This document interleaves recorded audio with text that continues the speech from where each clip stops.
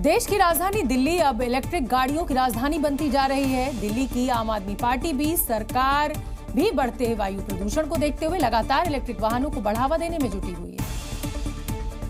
इसी कड़ी में मुख्यमंत्री आतिशी ने पूर्व डिप्टी सीएम मनीष सिसोदिया के साथ मिलकर मयूर विहार फेज 1 में मेट्रो पार्किंग में 25 इलेक्ट्रिक व्हीकल चार्जिंग स्टेशन का उद्घाटन किया। चार्जिंग स्टेशन का उद्घाटन करने के बाद मुख्यमंत्री आतिशी ने लोगों के लिए उपलब्ध कराई गई सुविधाओं का मुआयना भी किया।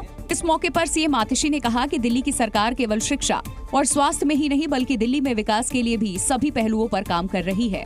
अगर आप इलेक्ट्रिक व्हीकल खरीदते हैं तो आपको सरकार से तो सब्सिडी मिलती ही है, लेकिन रोड टैक्स भी आपका माफ होता है। ये दिल्ली सरकार की इलेक्ट्रिक व्हीकल पॉलिसी में रहा। दरअसल देश में इलेक्ट्रिक वाहनों की डिमांड बढ़ी है और इलेक्ट्रिक वाहनों को खरीदने के ऑप्शन भी ज्यादा हैं। लेकिन उन गाड़ियों को चार्ज करने की समस्या अभी दूर नहीं हुई है। अन्य गाड़ियों के लिए लोगों को हर जगह पेट्रोल पंप तो आसानी से मिल जाते हैं, लेकिन इलेक्ट्रिक व्हीकल चार्जिंग स्टेशनों की कमी है। इस उद्घाटन के बाद दिल्ली वालों को राहत मिलेगी और लोग आसानी से अपने वाहन चार्ज कर सकेंगे। अगले साल फरवरी में होने वाले दिल्ली विधानसभा चुनाव के लिए सभी दलों ने सियासी बिसात बिछानी शुरू कर दी है। भारतीय जनता पार्टी ने भी रणनीति को धार देना शुरू कर दिया है। और सूत्रों से खबर है कि भारतीय जनता पार्टी ने आम आदमी पार्टी संयोजक और दिल्ली के पूर्व सीएम अरविंद केजरीवाल के खिलाफ उम्मीदवार भी तय कर लिया।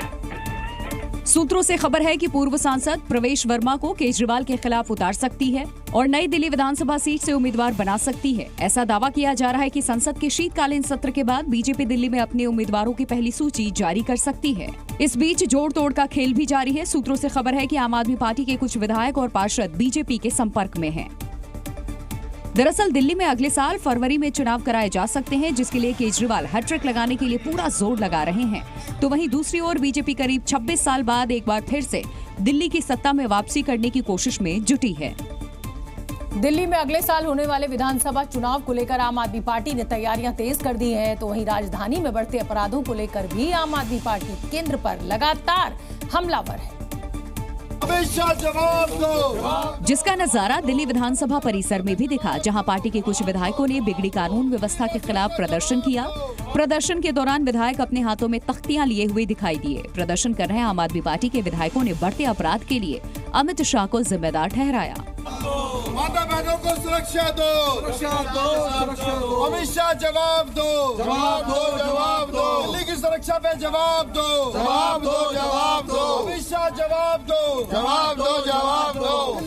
विधानसभा के बाहर ही नहीं बल्कि विधानसभा के अंदर भी इस मुद्दे पर हंगामा हुआ। कानून व्यवस्था के मुद्दे पर चर्चा के दौरान विधानसभा के अध्यक्ष रामनिवास गोयल ने मंत्री सौरभ भारद्वाज को जवाब देने को कहा। इस पर नेता विपक्ष विजेंद्र गुप्ता ने ऐतराज जताया। उन्होंने कहा कि दिल्ली के लॉ एंड ऑर्डर का मुद्दा विधानसभा से जुड़ा ही नहीं है, जिस पर विधानसभा अध्यक्ष भड़क गए। आदरणीय अध्यक्ष जी, आप बोलिए, फटाफट बोलिए, आप बोल रहे हैं ना। इस मुद्दे पर आम आदमी पार्टी के विधायक बीजेपी विधायकों के खिलाफ नारेबाजी करते हुए विधानसभा अध्यक्ष की कुर्सी के सामने आ गए। कानून व्यवस्था को लेकर पूर्व सीएम केजरीवाल भी केंद्र पर जमकर बरसे। दिल्ली में सरेआम व्यापारियों को फिरौती मिल रही है, फिरौती की धमकियां मिल रही है। बीजेपी कहती है कि क्राइम मुद्दा ही नहीं है। दिल्ली में सरेआम गैंगस्टर्स व्यापारियों की दुकानों पे गोलियां बरसा रहे हैं। हालांकि दिल्ली में विधानसभा चुनाव अगले साल फरवरी में होने का अनुमान है, लेकिन इस पर सियासत अभी से जोर पकड़ती जा रही है। राजधानी दिल्ली में ट्रिपल मर्डर का एक सनसनीखेज मामला सामने आया है। नेरसराय इलाके में एक ही परिवार के 3 लोगों की बड़ी निर्ममता के साथ हत्या कर दी गई। बदमाशों ने घर में घुसकर मां, पिता और बेटी की हत्या कर दी। मृतकों में राजेश, कोमल और उनकी बेटी कविता शामिल हैं। वारदात का पता तब चला जब मृतक का बेटा सुबह वॉक से घर लौटा।